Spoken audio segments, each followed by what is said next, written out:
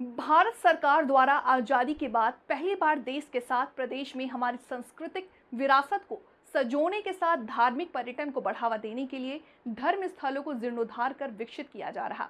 इसी को लेकर उत्तर प्रदेश सरकार के कैबिनेट मंत्री योगेंद्र उपाध्याय द्वारा सर्किट हाउस में प्रेस की गई। आगरा के चारों कोने पर भगवान शिव विराजमान हैं। मंदिरों को विकसित करने की कड़ी में रावतपाड़ा स्थित प्राचीन मनकामेश्वर महादेव मंदिर के कॉरिडोर के सौंदर्यीकरण के लिए सरकार द्वारा 2,57,00,000 रुपए की धनराशि अवमुक्त की गई। इसी के साथ मनकामेश्वर मंदिर के कॉरिडोर के बाहर तिकोनिया सौंदर्यीकरण हेतु 1,05,00,000 रुपए की धनराशि की गई है। कैबिनेट मंत्री योगेंद्र उपाध्याय ने बताया कि शासन की ओर से एक बड़ी धनराशि रावतपाड़ा स्थित मनकामेश्वर मंदिर के कॉरिडोर और सौंदर्यीकरण के लिए दी गई।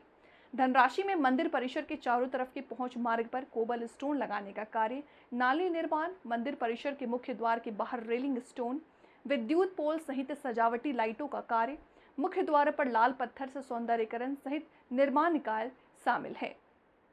इसी के साथ मनकामेश्वर मंदिर के कॉरिडोर के बाहर सौंदर्यीकरण के अवमुक्त धनराशि से रावतपाड़ा, तिकोनिया, दरेशी मार्गों पर नाली, इंटरलॉकिंग मरम्मत सहित निर्माण कार्य, तिकोनिया पर सजावटी लाइटों का कार्य सहित निर्माण कार्य, रावतपाड़ा तिकोनिया पर शिवजी का हाथ सहित डमरू की आकृति स्थापित करने का कार्य, मंदिर का लाल पत्थर से सौंदर्यीकरण आदि शामिल है।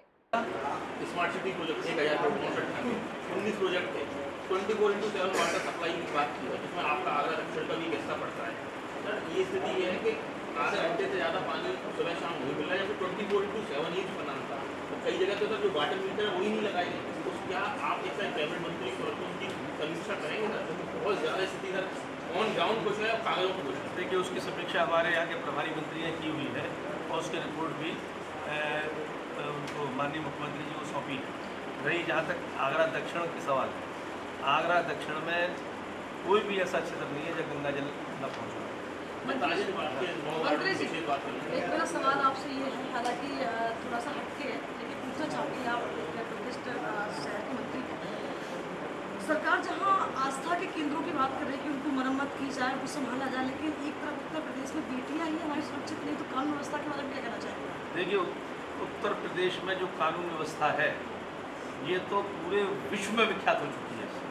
यानी ऑस्ट्रेलिया का प्रधानमंत्री भी यदि ये कहे कि यहाँ पर हमको योगी चाहिए, यहाँ तक कि अभी जो कोलकाता में हुआ उसमें भी वहाँ की जनता बोल रही है कि योगी को लाओ, यहाँ पर ममता को हटाओ।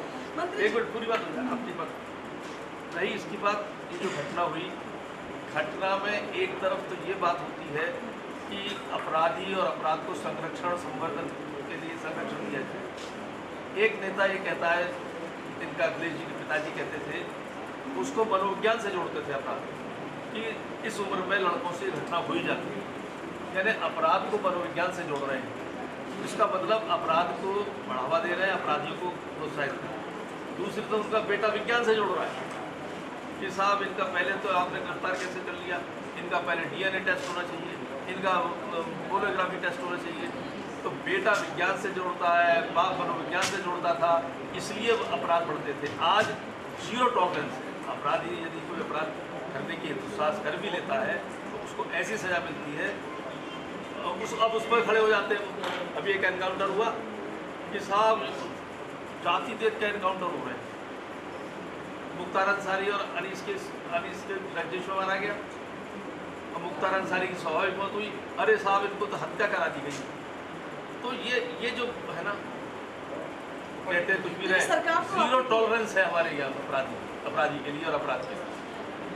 सर, आगरा का वायु विहार रोड है, आगरा का वायु विहार रोड सबसे ज़्यादा गड्ढा मुक्ति अभियान की बात आप करते हैं। सर, इतना पूरा गड्ढा नहीं उससे हुआ, पूरा वायु विहार रोड। हाँ सर, बहुत ही विडंबना उस रोड। और ऐसे ही सर, आगरा में पूरा चौकी से एकता चौकी के बीच का 2 किलोमीटर रास्ता, पूरे रास्ते में सर 4-4 3-3 फीट के गड्ढे हैं। ऐसा है कि सब तरफ विकास की योजना चल रही है और कोई भी विकास का काम, आज भी मैं अपने क्षेत्र में भी सुबह दौरा करके आ रहा हूँ।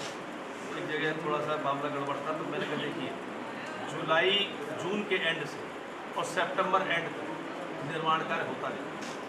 पास पड़े हुए काम हमारे क्षेत्र में तो स्वीकृत हो चुके हैं, लेकिन इस समय कोई ठेकेदार नहीं को कराना चाहिए भी नहीं। पानी पड़ रहा है, काम हो रहा है, सब बर्बाद। तो जुलाई तो जून के एंड से सितंबर एंड तक काम नहीं होते, उसके बाद काम करने को गति मिलेगी। मंत्री जी, क्योंकि आप शिक्षा मंत्री हैं। आप वो बताओ पहले, हाँ अपने वो जगह हाँ, बताओ। वो जगह पे हाँ मुझे बताओ, मैं कहूँगा that place is Gopalpura. Gopalpura, ये इधर Near- रमेश जी के